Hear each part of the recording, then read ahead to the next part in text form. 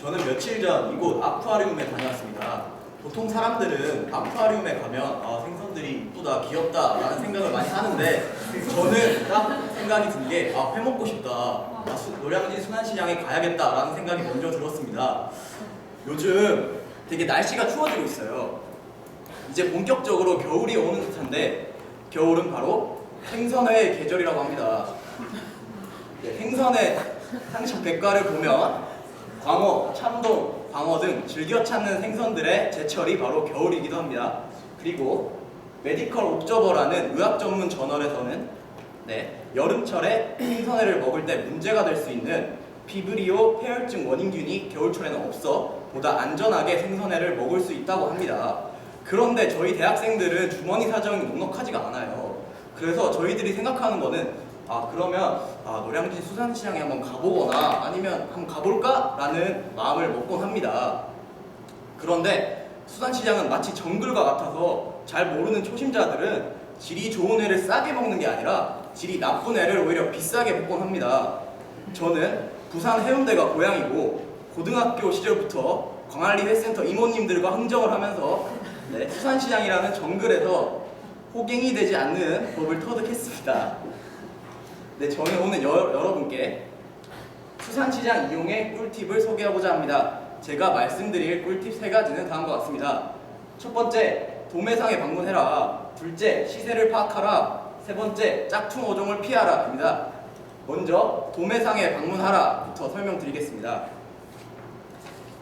수산시장 대표적으로 노량진을 들 수 있는데요. 노량진에는 소매상과 도매상이 모두 있습니다. 소매상은 저희와 같은 최종 소비자를 대상으로 하는 곳이고, 도매상은 최종 소비자가 아닌 소매상들을 대상으로 영업을 하는 곳입니다. 그리고 도매상은 소매상과 달리 새벽에 영업을 하기 때문에 낮에는 보통 영업을 하지 않습니다. 그런데 왜 제가 도매상을 가보라고 한 것일까요? 바로 낮에도 영업하는 도매상이 있기 때문입니다. 그리고 그곳을 방문한다면 생각보다 꽤 높은 확률로 소매로도 물고기를 살 수가 있습니다. 만약에 도매상에서 물고기를 살 수 있다면 소매상보다 거의 절반가량 저렴한 수준으로 생선회를 구입할 수 있습니다. 물론 모든 도매상에서 소매로 판매를 하는 것은 아닙니다. 그런데 곧장 소매상으로 가기보다 그 전에 도매상에 한번 들려서 혹시 파는지 한번 확인해 본다면 뜻밖의 행운을 만날 수도 있습니다. 지금까지 수산시장 이용의 첫 번째 꿀팁, 도매상을 가봐라를 말씀드렸고요. 이제 두 번째로 시세를 파악하라에 대해서 설명드리겠습니다. 일단 왜 시세를 파악하고 방문을 해야 될까요? 일단 처음 제가 말씀드린 것처럼 수산시장은 약간 정글과 같아요. 진짜 잘 모르면 그대로 호갱이 되어버리는 건데, 만약에 사장님 저희 한 3명이서 왔는데 적당하게 주세요 이렇게 하면 이모님들의 그런 현란한 말솜씨에 현혹되어 버려가지고 그냥 그대로 바가지를 쓸 수밖에 없습니다. 그래서 적어도 시세 정도는 파악하고 가야 자신의 선택의 기준이 될 수 있습니다. 먼저 가격의 기준을 본다면 생선의 가격의 기준은 한 마리당 가격이 절대 아닙니다. 보시다시피 왼쪽에 4kg짜리의 광어도 한 마리고 오른쪽에 1kg짜리의 광어도 한 마리입니다. 따라서 생선회의 가격 기준은 한 마리당이 아닌 1kg당 가격입니다. 그래서 시세를 파악하기 전에 가격 기준이 1kg당 가격이구나, 이 정도는 미리 인지하고 가셔야 합니다. 그리고 생선회는 보통 크기가 클수록 맛있다고 합니다. 그래서 크기에 따라 대, 중, 소로 분류되어 가격이 따로 각각 형성이 됩니다. 그렇다면 이제 시세를 알아봐야 되는데 가장 대표적으로 알아볼 수 있는, 쉽게 볼 수 있는 법이 일단 각자 방문하고자 하는 수산시장의 홈페이지를 들어가 보는 것입니다. 대표적으로 노량진 수산시장의 홈페이지 들어가 보았는데요. 이렇게 매일매일 각각의 어종별로 시세가 딱 각각 고시되고 있음을 확인할 수 있습니다. 근데 보다 편리한 방법은 아시는 분들도 많으실 것 같은데 인어교주 해적단이라는 수산시장 전문 어플을 사용하는 것입니다. 이 어플을 사용하면 보다 간편하게 생선들의 시세를 알 수 있고 또 어플에서 고민하는 소매상을 방문하며 바가지를 쓰지 않고 보다 안전하게 구매를 할 수 있습니다. 지금까지 수산시장 이용의 꿀팁 두 번째, 시세를 파악하라를 말씀드렸고, 마지막 세 번째 꿀팁, 짝퉁 어종을 피하라를 설명드리겠습니다.